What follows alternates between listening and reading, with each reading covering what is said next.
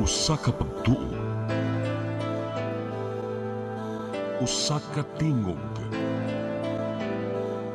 usa ka katawhan.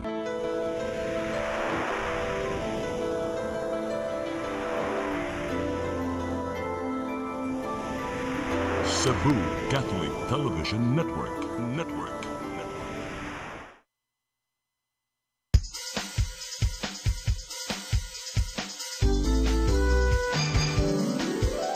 Hello Cebu, maayong buntag. Yaksunta ang kahayag nga nagsugid sa matuod, kadagan sa panghitabo. Hello Cebu, maayong buntag Pinoy.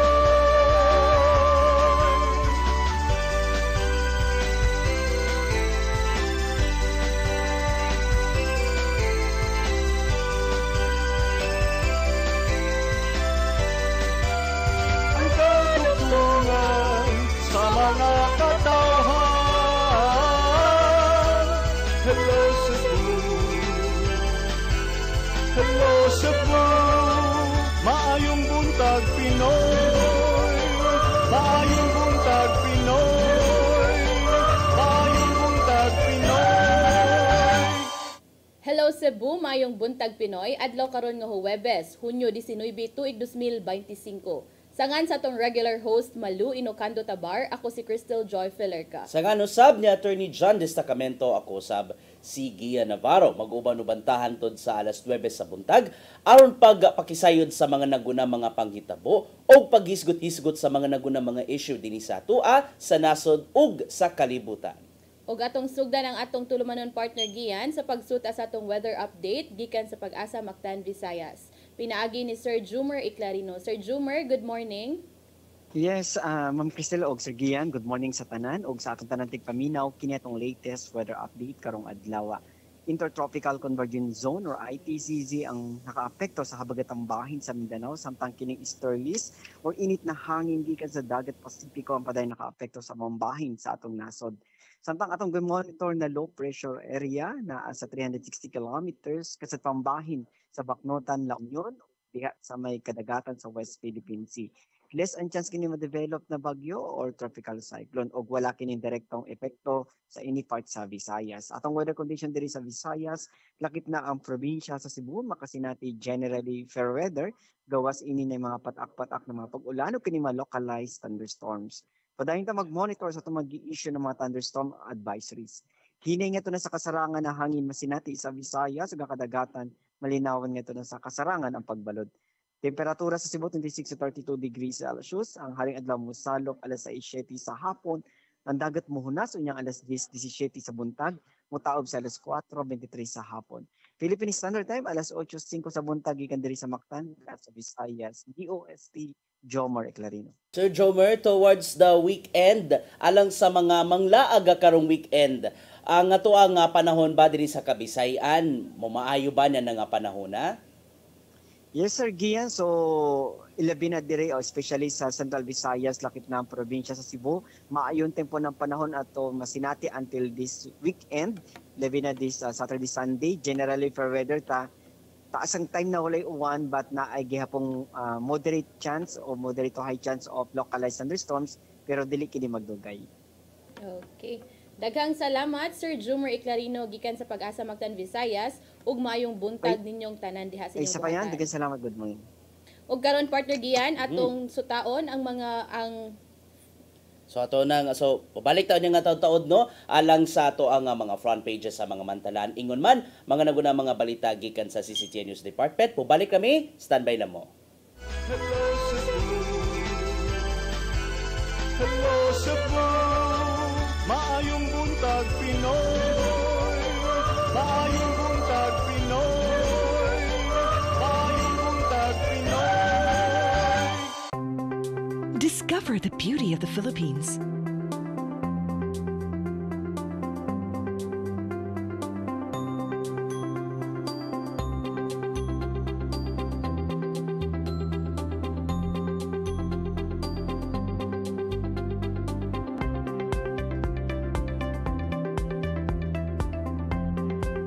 With with Philippine Airlines, the country's flag carrier.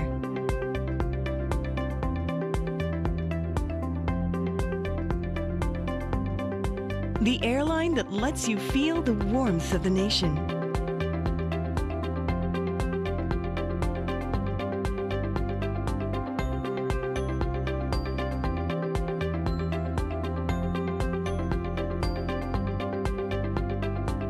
Mabuhay!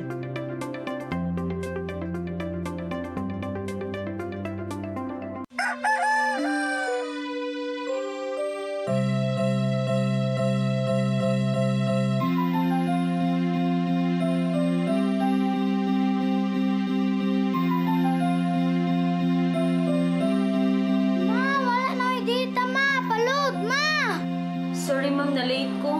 Nangita pa mong gusto para internet sa kong anak ma'am. Ay, wala na yung problema. Pag-sinisibo! Sinisibo, sinisibo. For your internet connection. And for the signal of your cable TV. So fast and straight the transmission to your home. Sinisibo! Sinisibo, sinisibo. Offers you to have fiber optics. For your viewing experience, perfect and clear so fast. So great and affordable for you to enjoy. Sinisibo. Sinisibo Television Network Incorporated offers fiber to the home broadband internet bundled with fiber to the home cable TV connection. Sinisibo Television Network Incorporated with its operation in Metro Cebu and the whole province of Cebu soon. And affordable for you to enjoy. Sinisibo! Hello Cebu, hello Cebu, maayong buntag Pinoy, maayong buntag Pinoy, maayong buntag Pinoy. Balikta sa Hello Cebu, mayong buntag Pinoy. Ug karon atong tan-awon ang mga front pages sa atong lokal ug national nga mga pamantalaan. Atong sugdan sa Sunstar Daily. Sa Sunstar Daily, Council slams DPWH 7 for mangrove damage. Sa Sunstar Super Balita, babae nga nag-scatter, gipusil. Grabe. Sa The Freeman, political sabotage. Baricuatro slams Garcia's trust funds. Sa The Freeman Banat News, Amerikano gisikop sa airport konbiktado sa kasong sexual abuse. Sa Philippine Daily Inquirer, Philippines looking for OFW exit from Israel-Iran conflict. Samtang sa The Philippine Star, BBM frustrated with K-12. Sa Manila Bulletin, PBBM, no mandatory repatriation yet for Filipinos in Israel-Iran. Og sa Tempo, botched nose job. 2 fake Vietnamese doctors nabbed after flawed cosmetic surgery. Mao kadto ang mga front pages sa atong lokal ug national nga mga pamantalaan. Ug karon atong sayran ang mga balita nga nahipos sa atong CCTN News Department. Naguna sa mga balita, Mandawi City College motanyag lang og 150 ka mga slot alang sa mga estudyante nga napakya sa entrance exam nga gusto gihapon makasulod sa maong tunghaan. Ang administrator sa maong tunghaan adunay pagpasabot sa limitasyon sa gidaghanon. Ang kasayuran ihatod ni Mary Rose Sagarino. Pipila na ka mga estudyante ang nagsugod og pasa og endorsement letter ngadto sa Mandawi City College sa tinguha nga makasud sa tunghaan. Sila mao ang wala makapasar sa entrance exam sa tunghaan ug nangayo og endorsement letter gikan sa buhatan ni Consul Malcolm Sanchez, ang chairman sa Committee on Education sa Mandawi. Hinuon una nang gipasabot nga dili garantiya ang pag-endorso tungod ang administration sa City College ang mopili sa mga makasud. Si Dr. Joey Rivamonte, ang college administrator, ni pasabot nga 600 lang ka mga first year ang dawaton og 450 na ang nakapasar sa exam. Busa 150 na lang kaslat ang nahabilin nga pwedeng maakomodar sa wala makapasar. As much as we wanted nga ma-accommodate og naatay mga qualified nga faculty plus facilities, wala gyud problema because ang mga programs nato kay si OPC naman tanan. If that would be the case, so we need more classrooms and qualified teachers to handle the subjects. Ang MCC adunay 22 ka mga classroom, lakip na ang mga laboratories ug 70 ka mga magtutudlo apan sagad mga part-time. Ang mga inahan og tinun-an nagtinguha nga makasud tungod libre ang tuition ug anaalang sa Mandawi. Mato ni Rivamonte nga ang pagpili base sa ranking sa score sa ilang entrance exam, grado pag senior high school ug ang himuon nga interview. I-shortlist na sad na siya, i-rank nato tong 500, tong top 150. Kay kung i-endorse na tanan ni City Council. Unless kung mukaping lang sad sila 150, then mao na to ato ang dawaton. Pero i-endorse nila tanan, wa may mabuhat. Amo gyud nang i-rank. Ang klase sa City College moabli karong Agosto. Mary Rose Sagarino, CCTN News. Samtang sa uban pa nato nga mga balita, dili na kinanglanon alag ni outgoing Cebu City Mayor Raymond Alvin Garcia nga himong heritage site ang Bantugang Carbon Public Market. Sumapa niya nga danang gilakip ang maong merkado sa mga lugar sa downtown area isip Heritage District ubos sa napasar nga ordinansa. Aniya maong kasayuran. Nakita ni outgoing Cebu City Mayor Raymond Alvin Garcia nga dili na kinanglanon pang ipaubos sa pagka-cultural heritage site ang Bantugang Carbon Public Market. Gipasabot ni Garcia nga aduna nay City Ordinance number 2720 nga mao ang paglakip sa downtown area isip Heritage District diin na pasar kini niadtong 2023. Apil sa mga dapit nga gihimong Heritage District mao ang Carbon Public Market inubanan sa mga karaang dapit sa syudad. Gipatuman ni noon kini ubos sa ordinansang gipangamahanan ni Garcia sa dihang vice mayor pa siya o gimugna niya ng panahona ang Heritage Council. I don't think they're aware that we already have an ordinance creating the Heritage District of the City of Cebu and designating the old downtown, which includes Carbon, as an protected area, which is part of the Heritage District of Cebu City. Kini ang nimong tubag sa kasamtangang mayor humananawagan ang mga manindahay sa Carbon Public Market nga himo na lang nga heritage site. Nitabo among panawagan niya tung Hunyo 12 kuyog si incoming Mayor Nestor Archival. Nagtuo ang mga manindahay nga mas mapanalipdan pa ang ilahang katungod isip kabahin sa kabilin among dapit. Maong trabaho na sa Heritage Council nga mapanalipdan pa ang merkado taliwa sa mga kalambuang gilauman sa maong dapit. Nalipay ko nga naguna-una sila sa heritage, no? Kay mao na ang ato ang identity sa Cebuano to really know our heritage. Navarro, CCTN News. Sa pagpadayon sa atong mga balita, Mandawi City Police Office ni pahigayon og simulation exercise subay sa direktiba sa National Police nga 3 to 5 minutes emergency response. Ilang hagit nga nasinati mao ang trapiko sa syudad. Ang kasayuran ihatod ni Mary Rose Sagarino.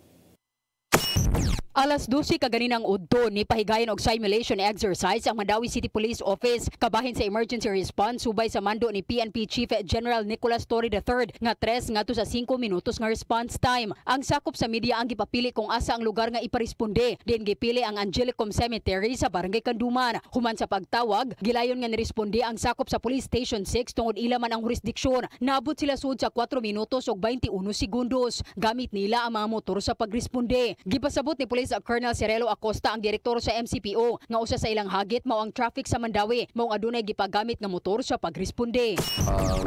We do this regularly, announce and unannounce, so that our people will be on their toes, will be on sharp always and ready to attend to any situation.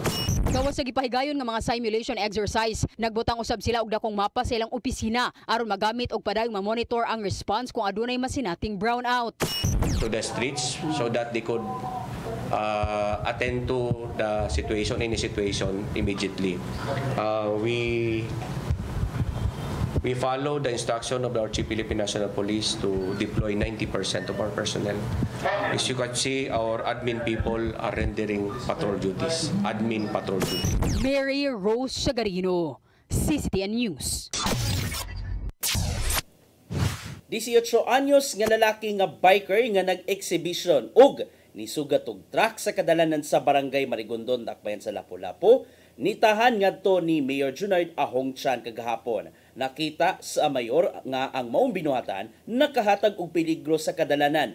Human nga matud pa na trending online. Ang kasayuran niyato di Crystal Joy Felerca.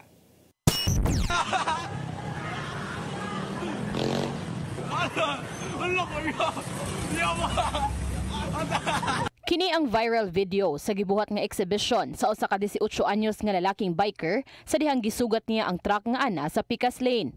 Nahitabo kini sa kadalanan sa sitio Masiwaa, Barangay Marigondon, Lapu-Lapu City nitong Lunes, Hunyo 15, pasado alas 6 sa gabi. Ang ana sa video mo si alias Logan, tagalungsod sa Cordova og 5 ka tuig na nga biker. Si alias Logan ni Butyag nga ni anang higayuna, padung na silang muuli gikan nagbiking kauban ng iyang tulo ka mga higala. Ang duha niini taga Cebu City samtang ang usa taga Lapu-Lapu City. Matud ni alias Logan nga tinuyuan kini niya dala sa impluwensya sa iyang mga kauban. Apik kanang ako jud tuyo na madto dito ba nang padasmag kay gigalgal ko sa akong mga amigo. Moto nang mura nadala ko nila ba. Suma pa niyang wa siya makahibaw nga gikuhaan siya og video sa usa sa iyang mga kauban ug gisend sa group chat sa mga grupo sa mga bikers hangtod nga nikatag ug adunay nag-upload niini sa social media maong nikatap. Giangkon hinuon niyang ikaduhang higayon na kini niyang gibuhat sa susamang lugar gihapon, duha ka buwan na ang nilabay. Naabot sa atensyon ni Mayor Junard Ahong Chan ang mong video, mong iya kining gipost sa iyang social media account aron sa pagpangita sa mong biker tungod kinakita niya nga risgo ang mong binuhatan ug nakahatag og peligro sa mga motorista. Sayo kaganihang buntag sa dihang nakita ni alias Logan ang maong post, maong voluntaryo siyang nitahan ngadto sa mayor ug nangay og pasaylo, ilabi na gyud sa driver sa gikasugat nga truck. Ngay og pasaylo sa akong gibuhat ako og kuan na di na ako usabon balik sa tanan bikers diri ay mo buhat kanang ay ko sundan sa akong gibuhat kay delikado na sa katong driver kay sorry po sa akong gibuhat po sa driver. Ipasaylo ra sa mayor ang mong biker apan kung ugaling buhaton kini niya og balik, sumapa ni Mayor Chan nga mopasaka na siya og kaso. He is already in a legal age. Kung iya pag yung usbunto ang mong gibuhat kay we have a lot of CCTV cameras nga atong buhaton. Pwede gid nato siyang mafailan ng kaso. No? We will refer this to our legal team para sa maong gibuhat nga nakabutang sa peligro sa kinatibuk-an tauhan. Gusto usab nga makahimamat sa mayor ang uban pang mga kauban ni alias Logan nga bikers, ilabi na gyud ang kadtong mga menor de edad aron nga iyang mahinabi og mapahimangnuan sa ilang angayan buhaton kung anaa sa kadalanan. Crystal Joy Felerca, CCTN News. Sa atong uwahing balita, babay nga giingong commercial sex worker og sidewalk vendor gipusil sa riding in tandem sa Barangay Santo Niño sa syudad sa Sugbo samtang nagduwa og scatter. Kapulisan sa syudad sa Sugbo misubay na sa tulo ka mga anggulo sa motibo sa maong krimen. Ang kasayuran ihatod ni Arnold Bustamante. Nalandig sa Cebu City Medical Center ang usa ka 32 anyos nga babae. Humani po sila sa riding in tandem alas 3:10 gani nagbuntag sa daan Pigulyas, Tabo sa Banay nga sakop sa Barangay Santo Niño sa dakbayan sa Sugbo. Ang biktima gila sa mga sidewalk vendor sa mga dapit nga si alias Krisya, 32 anyos, nga taga Sitio Bato, Barangay Ermita sa dakbayan Sugbo. Apan kasamtangan nga nagtulganan sa usa ka in nga nimutang sa mga lugar. Nakaangkon kini og samad pinusilan sa naong ug ibabaw siya nga walang kilay gamit ang wala pa matino nga kalibre sa armas.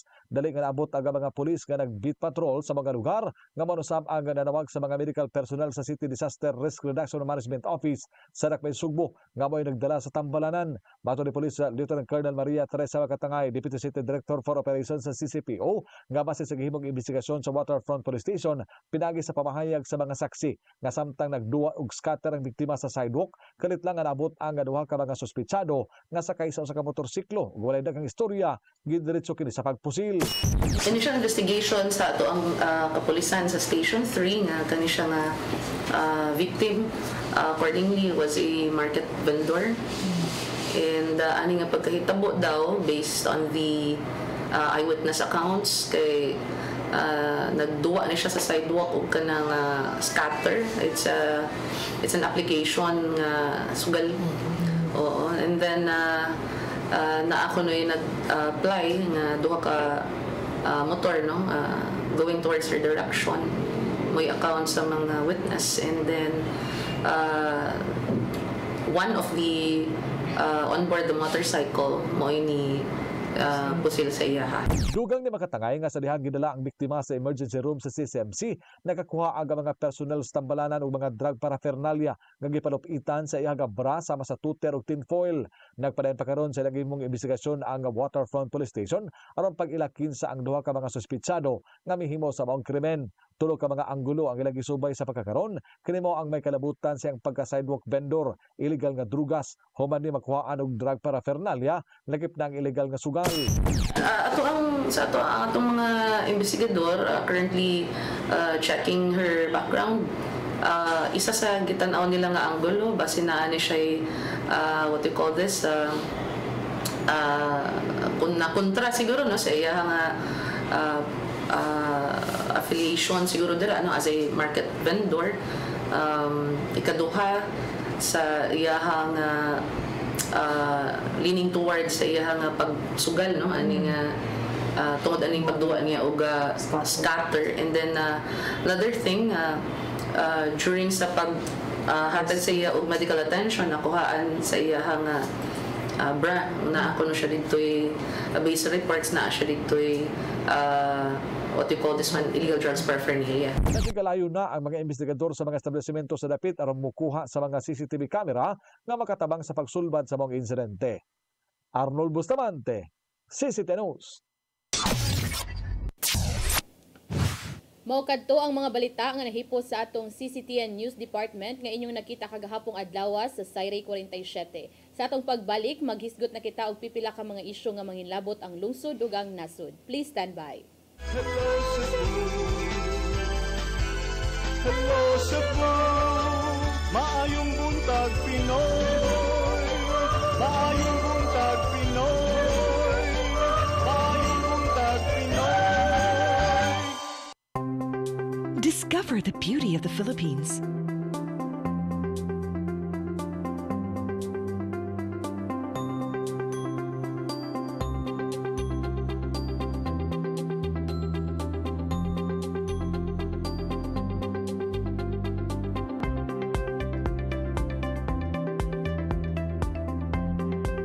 With Philippine Airlines, the country's flag carrier.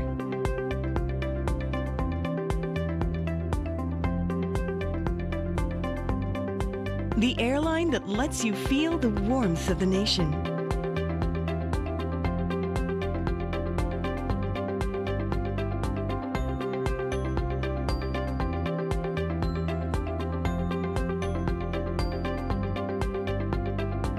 Mabuhay!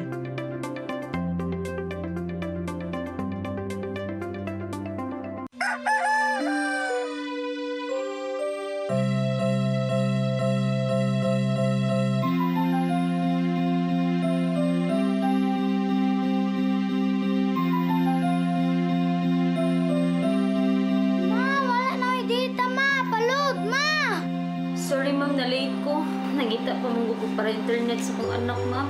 Ay, wala na yung problema. Mag-Sinisibu! Sinisibu, Sinisibu. For your internet connection. And for the signal of your cable TV. So fast and straight, the transmission to your home. Sinisibu! Sinisibu, Sinisibu. Offers you to have fiber optics. For your viewing experience, perfect and clear so far. So great and affordable for you to enjoy. Sinisibu. Sinisibu Television Network Incorporated offers fiber to the home broadband internet bundled with fiber to the home cable TV connection. Sinisibu Television Network Incorporated with its operation in Metro Cebu and the whole province of Cebu soon. And affordable for you to enjoy. Sinisibu!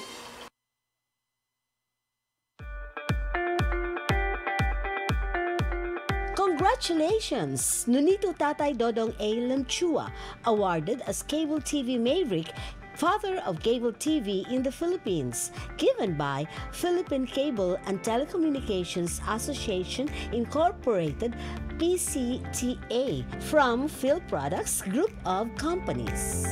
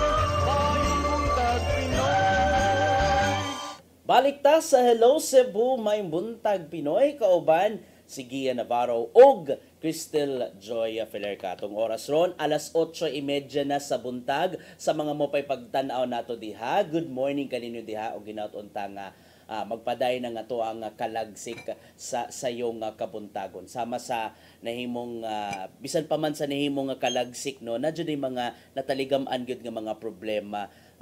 Cristel, no? Sama na nga mga problema. Oo, ganina usahay mahasol man ganita. Even President Ferdinand Bongbong Marcos Jr. niyang kun usab sa iyang kahasol bahin sa K-12 program ang kindergarten plus 12 years nga basic curriculum. So saka na-reveal gid niya sa podcast interview, yang kun gid mismo ni Marcos Jr. nga nahasol gyud ang presidente tungod sa pagpatuman sa K-12 o syempre yung gisawan ang mga frustration gikan sa mga senador. Number one, nakita ni Marcos Jr. nga nung nahasol man kay ang mga ginikanan for sure nahasol usab kay mogasto na sab sila og kuan additional for 2 years. Oo, baon or kung nag-eskwela magani sa private school, tuition. School supplies ug uban pa. Kay nakita man gud ni Marcos Jr. niya nga panahon na Cristel nga yes, mga ingana na lang gyud kahasol kay sukad pa di ako naibaw sukad pa di ay nga gipatuman ang K-12 program. Daghan-daghan man di og mga subjects nga take sa mga estudyante. That's on top of the, di ba, usually na dyan ay mga strands nga gisulod no, na ay PVE, na ay TechVoc, na ay UMS, na ay STEM o uban pa Cristel, no? Mga nakaingon na lang gyud siya nga pero nakaingon na lang gyud si Marcos Jr. nga kung unsa man ang mamahimong dangatan sa K-12 program, ang mga senador na mismo may nag-igo. O karon na lang hinon siya nga nakatingog human nga ni pasargid mismo si Senator Jinggoy Estrada ni duso og balaod nun bahin sa pagpabalik na ngadto na sa naandang 10-year basic education curriculum which is mani ako nga naabdan sa una. The 10-year basic education curriculum which was aside sa kindergarten na ay 6 katuig sa elementarya o 4 katuig sa sekundarya. Upat lang katuig sa high school. Unlike sa among batch, ako second batch ko sa K-12 partner Gian. So usa jud ko naka-experience sa 6 katuig sa high school. And based sa observation sa presidente niingon siya, there is no advantage. They are not getting jobs.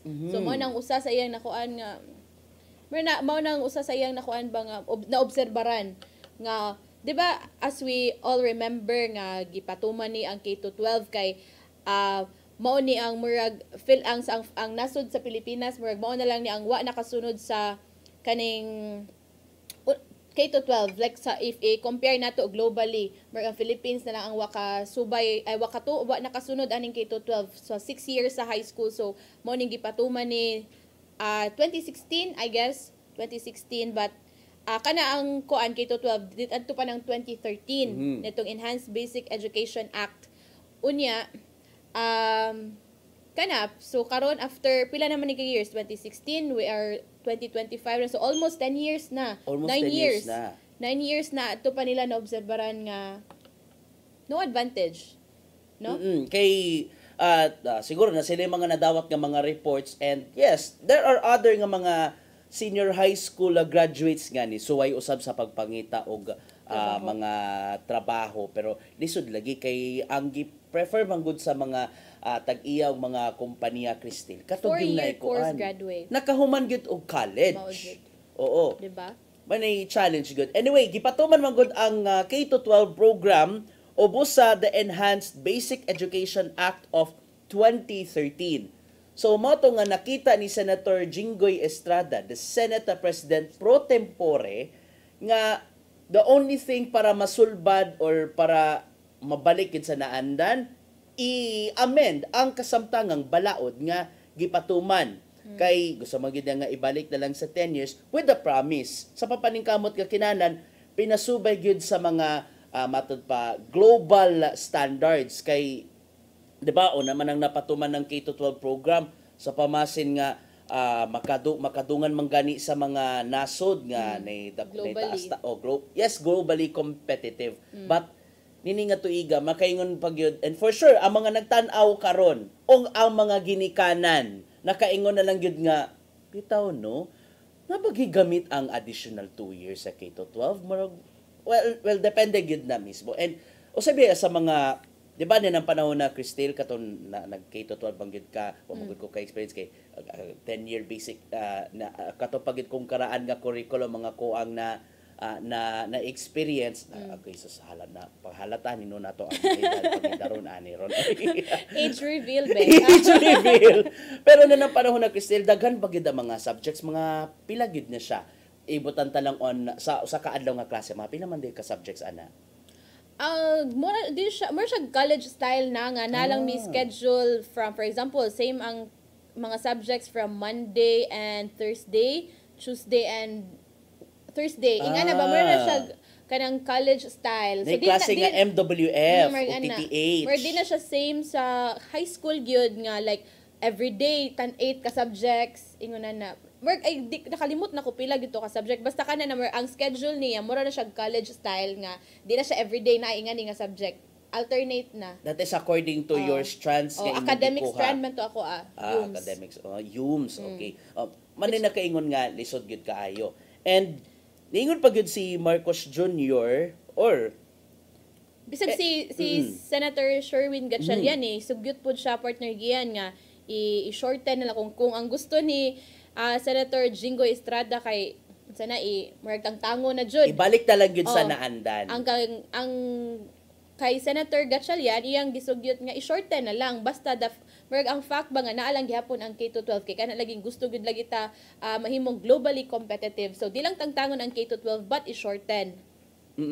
Pero ang mentras tanto nga it's still debatable pa maning issue kung angin pa ba ng tagtangon ang ibalik na lang gid sa naandan nga 10 year sa habig man usab sa Department of Education. Isip pa usa sa mga let's say adjustments I guess kung isgutan nga nga curriculum na may gipatuman nga enhanced K-12 curriculum diin gikan sa mas gipadaghan nga mga subjects gamay-gamay na lang gid siya tuod Cristel no nga matud pa magamit gyud alang sa umaabot. Oo, ako naibawan nga mga subject nga about life skills, communication ug uban pa mga pipila lang ka mga subjects and it is nanay pilot implementation ron as what I remember. Na-interview man ako ang principal sa Abiliana National School no na naman day pilot implementation stage sa enhanced K-12 curriculum nga gipatuman. So for now unsa may difference sa K-12 ug enhanced? Unsa may gi-enhance nila sa sistema? Sa kanang gikaingon katong enhanced K-12 gamay-gamay na ang mga subjects. Itandi sa kaniadto nga daghan-daghan gyud siya. So man nakita gyud sa DepEd nga matud pa medyo struggle ang mga estudyante tungod sa kadaghan sa mga subjects na limited lang time no. Na limited pag gyud ang time. So inot unta no nga ang ato nga mga mintras nga giduso na ron ni Senator Jinggoy Estrada may tag tun-an og tun-an gyud ang ingani nga matang sa proposal kinan gid nila nga tun-an pag-ayo kun mahimo on the 20th Congress po no kay mulabang naman kita sa sunod nga not administration lain nga termino sa dungan sa pagsugat sa laing 12 ka mga senador inat unta nga ilagid ng tun-an pag-ayo kun mahimo pinasubay gyud sa research from different organizations. I guess na enough naman pud siguro I can say enough na good pero basihan na lang siguro unsa may nahimong kanang outcome bitaw since gi-implement ni ang K-12 2016 unya karon ba it's been almost 10 years na so I guess kana nga data unsay lang naobserbaran nga mga manang graduate ani nga mga kani nga mga katsulod ani nga mga katuigan unsa may nahimo epekto na-achieve ba nila ilang goal sa goal aning K-12 nga after kung naay uban nga dili makapadayon sa college kay makapangita ba ni silang trabaho pila ba ang employment rate sa kani nga mga nang graduate sa K-12 or unsa man kanang ang status karon ba sa mga kuan pero if ato lang pud ko imagine na partner giyan kanang karon gusto na nila ibalik naay sa kuan ni Senator Jinggoy Estrada nga gusto nilang ibalik sa traditional like katong grade 4th year lang taman. So kay ma-feel na mo ani nga napraktisan og K-12. Imagine na I mean you know gi-implement na so therefore that's something nga nakita way back nga kanang progressive bitaw or kanang fit for the sa education system sa Philippines and then karon kay mura gusto na pud nila ibalik so kami ba sa mo ang side pod nga at 2 years taas na kay ng 2 years imagine na nay uban nga mo graduate og mo graduate kag high school no pila naman na edad nimo I think 20 sakto ba 16 kung 10 years nga basic curriculum so nagsugot sa eskwela 16 plus 4 years so 20 years old sa college da sa college da pero tungod sa K-12 ang imo nga pangidaron 22 na 22 nya napay uban partner giyan nga kanang ibutang nato ma-delay tungod kay nay mga subjects nga lisod ipasar mga nga na ba so mo prolong bitaw nya amot lang sa mo nga side no ako murag I find myself lucky man pod nga after graduation or before graduation naka-work na dayon ko but at sa kana bitong usahay ba mag-ingon ka nga ibutan na to 22, 23, pinaka-late 23, 24 if na-delay lang yun ka inga na wala pagyapon kay kanang di pa maglisod pa kag pangitag trabaho kay nya murag at some point ba sa imong mental health bitaw pod nga ingani na imong edad wala pa ka Mao pay pag-graduate nimo, wa pa ka pangitag trabaho niya. Imo bitaw i-compare sa previous nga mga kuan nga at the age of 20 wa na mga kuan na kanang mga nakapangita nag-stable nga mga trabaho, mga ingon ana ba so if sa karon nga ilang gusto na pud ning kuan work luya pud day na mo ani no murag mga trial and error bitaw nga generation. Trial and error bitaw nga generation. Pero aside ani nga K-12 ha, aside sa kung sa kanabayan sa curriculum unta lang no, tutukan usab ang uban pang mga problema nga nasa education sector. Kakuwang sa classrooms. Yes. Kakuwang sa mga magtutudlo. Mao. Og labaw sa tanan ang facilities. And syempre ang learning sa mga estudyante kay haskang lisura gid inta na magani ko nabasahan nga report nga from the UNICEF nga medyo madako-dako nang imong edad pero maglisod og sabot og basa mag-comprehend sa English. Di ba natoy data nga kanang katong pila to ka Filipinos ang dili ka kakuan og kanang cannot even understand simple sentences or cannot even read. Natoy 90% of the Filipino children, especially sa grade 5, di gyud kabasa on the expected level. Maong gihulagway sa report sa UNICEF, pinagi sa ilahang education chief kasi Akihiro Fushimi sa research nga nanagid sa learning crisis sa Pilipinas. So not on tanong nga yes, aside sa subayon ka na makakita gyud ang Department of Education and as well as inubanan sa uban pa mga sector sa mga solusyon alang sa kung sa man ang mga problema sa education sector aron sa ingon unta globally competitive ta og labaw sa tanan makahunahuna gid og tarong ilabi na sa mga mahinungdanong desisyon sa kinabuhi. Mo to murag hopeful man pod si Deputy Secretary Angara nga with this kuan daw nga nakita na sa presidente unsa may mga kinahanglanon or kanang problema sa education system and with sa iyang vision pod hopefully daw murag kanang say tawag ani kanang ma-meet na bitaw nila or mapangitaan na gud nilang solusyon kay nakita naman gyud ang problema like na-identify ni Marcos sa presidente ang kakuwang gid sa classrooms. I guess 160,000 ang kakuwang sa classroom sa nasod. Imagine na unsa kay kumalangay-langay pa na mabtan pa nag 55 years. No, mao gani. And then karon very timely nga bago pa pagsugod sa klase. This is the first week of class and then sa atong mga pagsuroy-suroy sa mga eskwelahan dinhi sa syudad sa Sugbo, sa Dakbayan sa Lapu-Lapu ug Mandawi in general.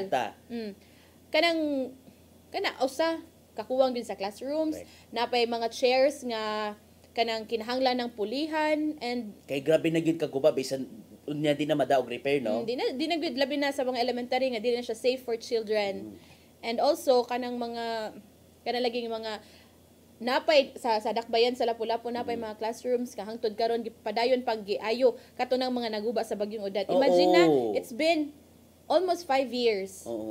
No nya until now murag kana ba so unta mo na tong panawagan no nga if ever kani ba sa labi na sa eskwelahan nga mga panginahanglanon unta ma-address siya immediately labi na ang mga classrooms mga kakuwangan sa mga eskwelahan kay it should be kanang sa ang usa sa effective nga makakuan daw sa mga estudyante kanang ilang mga facilities ang mga classrooms kanang comfortable pud sila ba kay di ba kanindot na lang kanang imong lingkuranan kay nindot kay lingkuran inyong hapsay kaayo alin comfortable na gid ka in general at para ang epekto ana mas conducive og mas makakat-on siya sa mga leksyon. So natunta nga masulbad gid kana not only sa habig sa DepEd sa mga LGUs, ang Special Education Fund, atimana, gastuhiyog tarong, dapat sa Special Education Fund, sa education ta ha, ayaw gamita sa lain, palihog lang mga LGUs, aron sa ingon, nanagid sa maayong padulngan. Speaking of maayong padulngan, noon sa maning imuhang report gahapon na Cristel, no? Katong bahin sa ni surrender nga biker kato gi-report ganiya grabe to sa iya mga exhibition no kas in kakuyaw gudana yang gibuhat mao jud mao na siya usa na siya kasi si 8 anyos nga biker nga tagalungsod sa Cordova partner Gian ang nitahan kagapong adlaw sa buhatan ni Mayor Junior Dahongshan human siya gipangita sa mayor gipost man siya sa social media kay prior sa pag-post ni Mayor Ahong kay na siya nakadawat siya sumbong bahin niya na or nakakita na siya og viral video bahin niya na. Murag nakita ra siya viral video unya murag na suta nga sa Lapu-Lapu day ni nahitabo kana nga video so motong gipost niya the other night unya kagahapon adlaw daw nakitaan man ni aning rider a biker mo nang ni surrender siya kay kabaw man gud sila nga sa patakaran pod lagi ni Mayor nga if for example, i-post gud ni pangitaon jud na sila so mo nang voluntarily na iyang pag-surrender. But giangkon man pud niya nga kanang tinuyuan pud na tinuyuan to niya nga hilabyan gito kakuyaw oy kay kung marong move pa hinuon ang maong biker kay baka ang mamahimong sa daan ana ang luoy kayo ang truck driver kay may gani kay atong if observe dili siya kusog padagan ang truck no kay kung kusog padagan na so pislat gud din taon siya manigingon na to nga pasinan gid nga ng mga exhibition no lately ambot lang nagkagrabe naman ng mga exhibition gid no para aside from niya na dito gani sa dakbayan sa Mandawi na hitabo di sa sang adlaw may nalang hinuon nga giisyuhan og show cause order gikan sa LTO Region 7 katong babae lagi nga motor rider no oo katong motor rider although atong nakainatay na kuha nga impormasyon gikan sa LTO. Anyway nahatagan man nila og show cause order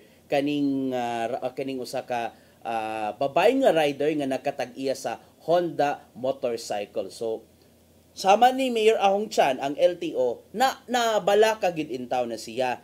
Sa pastinan gid in town ni nganing mga kanang uban pa mga biker ug mga rider no for the clout gid ilang nga gibuhat o sama ani nga kining nga biker nga kaning ining atong gi-play karon no. Unsa man ni for the clout gid ang gibuhat Crystal no. Murag mo na ang term kanang term bitaw nga pasikat o for the clout. For the clout ra gid na kay kana lagi ang ko niya nga kanang influence sa mga kanang laging galgalon ba sige na kanang sige daw be pasikati daw be ana bitaw kana usually kana man na challenge sa mga peers kana na peer pressure to siya peer pressure gid to siya pero mo lagi na ang pagpatawag kagahapon ni Mayor Chan sa iya kay kana pero if kuan lang gyud willing unta mo pasaka gyud og gasto si Mayor against sa kaning biker taga kuan man siya taga Cordova. Pero kana iya man gihinabi nga kay sa nagtuman ang mayor nga basig nagkuwang sa guidance sa parents ba or sa family. But naman gud dito ang pamilya ang iyang sister man to. Kuyog niya gahapon. Kuyog niya.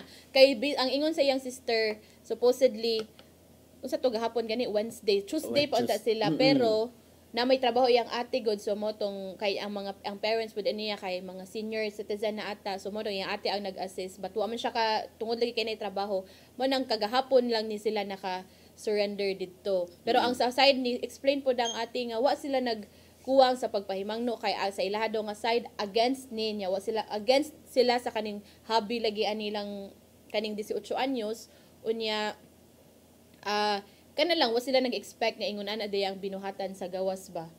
So mo lagi na atong kuanon ba nga ang mo if ingani ang gikuan gyapon ni Mayor nga dili man ni sayop mag-ingon ana ka nga mag-bike ka kay syempre sa imong good for your health man ni siya pero number one lang gyud nga dili ka karang gara-gara sa karsada kay aside from that nga ikaw ang imong kaugalingon imong gibutang sa risgo how much more tong mga motorista nga nasa kadalanan nga nagtarong lang sa pag-drive. So na may designated bike lane nganong dili naman lang mo didto anong kinahanglan mo maabot sa point nga ingon ani ba manigingon nato nga ayo gid ibutan pirmi sa risgo imong kinabuhi kung makahuna-huna man gani nga mag-exhibition gani sa dan kun mahimo ayaw na lang gid in town ayaw na lang gud pangamong kay malagi ni nakapait anang for example, tuwod lagi aning manigi na nakapaitan ng mga rider sa kagustuhan lagi nga mapasikat or sa manggani ang malagi ni nakapaitan ang himuon nga ni kuno galing na pislat manggani si kuya nga rider biker ang mamahimong sad-an ana ang driver sa truck kay kumbuto naon reckless driving resulting to homicide gud siya or physical injuries man gini nakapait nga na no so not only sa mga bikers apin na usab sa mga motorista kay for sure na jay mga mga motor riders nga hangtod karon bisag kapila nang mipahimangno ang Land Transportation Office, ang Highway Patrol Group 7 muna intaw na sila og gapahimangno nga likayan ang mga pag-exhibition ilabi na dito sa kuan sa Trans Central Highway Pastilan nadyo na yung mga motorista especially kato mga influencers nga agoy magpabad ay nalang gid in town mo og pabadlong aron di mahasols inyong mga kinabuhi ayo na lang gid in town mo og pangamong so ay kana naging kuan if ganan mo mag ingana ba mag exhibition unta ka nang una-unaon ba nga if maamong mo kamo lang ba correct maamong nga kanang kinabuhi nga nang inabuhi lang pud og tarong nga wata kay baw asa na padung ingon na ba mo jud ako number 1 nga kanang concern gid nga kanang mo sana oy mo overtake mo ingon na nga mga butang ba murag wala ta kadungog og mga kuan-kuan sa Trans Central Highway murag ari na pud tas Mandawi og lapu-lapu partner giya sa kinumdominoon ko dito sa Konsolasyon aning kanang ay katong si Snail man katong nagkamang gid siya in the middle of the traffic Pastilan pero ang mani ang sa Dakbayan sa Mandawi kaning babae nga rider nga gi-issuehan og show cause order naliman ka samtang nag-exhibition gani siya samtang nag-drive no Pastilan na lang gid in town may na lang nga aside gi-issuehan siya og show cause order naipahinumdo mismo si LTO7 Director Glenn Galario base sa gitunol nato nga impormasyon may pahinumdom siya not only siguro for the general riding public nga kinahanglan i-prioritize ang road safety at all times. Giawhag niya ang tanan nga mutuman gyud sa tanang mga traffic laws and regulation. Kinahanglan likayan gyud ang bisan unsang mga dili maayong binuhatan sa mga driver aron di mabutang sa risgo ang kinabuhi. May pahinumdom usab si Galario nga ikonsiderar gyud pirmi ang safety o kaayuhan alang sa tanang mga motorista. In short, kung mag-drive gani ka sa daan, ma-traffic man gyud o di, focus gyud. Ayaw pagkiat in town diha aron way kinabuhi ang makalas o maamong in town diha. Mani pirming may numduman. That reminds me pirmi sa ako ang partner. Every time nga mo field namin no. Kasi mong partner. Ako ang cameraman si Kuya Raymond. Pirmi siya real life partner. Yeah, may painomdom siya nako pirmi nga seatbelt may important bisan og ingana ka simple nga mga traffic rules mosunod gid ta kung ako nga nagsakay gid ko na nagpa front seat gid ko seatbelt gid pirmi or alang sa mga motorista sa mga rider nga mag-drive gid especially sa daan observe gid sa mga traffic rules observe gid pirmi sa mga traffic signs yes beating the red light sus man gid nakadaog ka kaso tuman gid sa mga traffic signs manigingon nato nga ay lagi absini ninyo ng kuan kanang seminar oo kumukuha man gani og lisensya kaysa tinud-anay lang kung wagid sila nagpaubos sa mga fixers bisan og at first baboring man kay na may seminar ingana pero sa tinud-anay lang magamit gyud it's funny to think bitaw Cristel no nga not only mga riders, even kanang mga four-wheel nga mga drivers, nakaingon na lang ko nga, Pastilan in town ni kanang mga maghinambog-hambog, mag-inisog-isog sa danon, niya di kay baw sa mga traffic rules, nakaingon na lang ko nga, kani in town ay, marag, nag-half day ra siya sa seminar.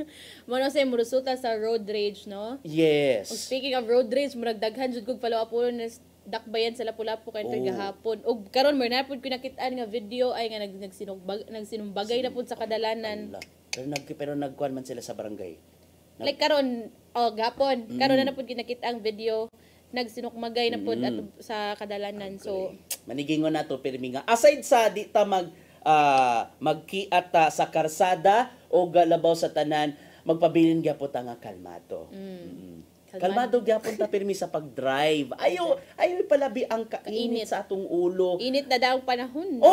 Init ang panahon mo pasamot magani ang ato ang stress levels. Focus na lang gyud sa pagmaneho. Sagdi na lang. Kung sa imong pananaw nagmalapason gyud siya, sagdi na lang in town. Money ang dito sa barangay, asa ganin nga barangay? Sa barangay Paha, nakita na sa to ang kauban sa natad before. Kaniging na natong kalma lang gid in town ay lagi ipasulabi ang mga inganing mga insidente sa kalsada no kanang mag-away gid in the middle of traffic. Lagi, which is good thing nino nga karon kana ang pagsinukmagay niya karon ako nakita na pod usa ni sa mga follow-up karon kay pahigayon man ka ang ARPOC Regional Peace and Order Council meeting si Mayor Ahong man ang chairman ana. So mura good mauning timing kaya mong pag-follow up ani ron karong adlaw kay mag-ARPOC pod unya diri na tabo pagud ni sa dakbayan sa Lapu-Lapu. Dagan-dagan gunig pangutana ipadangat ni Mayor Chan. Sagdi lang and then ato ang subayon sa habig sa LTO for sure naka-monitor gud sila ingani mga viral video sa pakila mga lakang ato ka na nga pagasubayon pinagi sa ato mga kakaubanan sa CCTN News Department. Ang atong oras ron alas 8:57 naman gid Cristel. Ato nang ipadangat ang giandam ni Tatay Dodong Nimshua nga pulong og kinabuhi.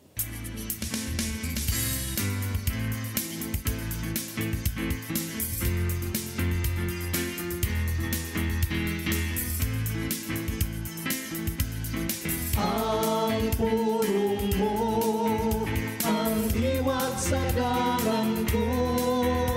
Ang paghatag sa usa ka kinabuhi alang sa usa ka higala, dili sayo. Apan gihimo kini ni Jesus. Sa Juan 15:13 nag-ingon, ang labing dakong gugma nga ikahatag sa usa ka tawo ngadto siyang higala mao ang pagpakamatay alang kanila. Kamo akong mga higala, kung buhaton ninyo ang isugo ko kaninyo, tingali kita pakapangutana. Ana ka ba karon ang padangon nining mo kinaiha? Ug nganong gisugo man kita ni Jesus sa paghimo nining buhata? Sa ato pa di ay kini ang gihimong sumbanan sa Ginoo sa atong gugma, sa atong sikingan. Kay siya mismo bibuhat man usab nini tungod siyang gugma kanato. Way sapayan ni Jesus ang kamatayon sa krus. Tamis niya kining adlaw.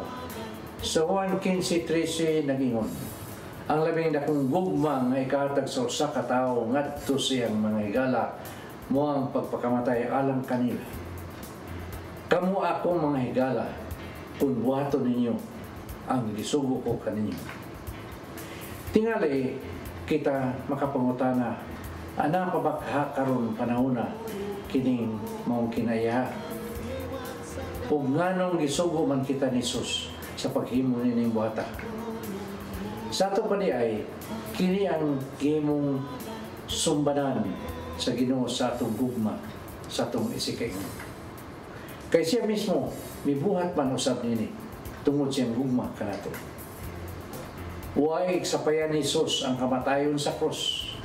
Tamis niya kining gidawat tungod siyang gugma kanato. Sa Juan 15:9 nag-ingon, nahigugma ko kaninyo, ingon nga ang Amahan, nahigugma kanako. Pabilin kamo sa akong gugma.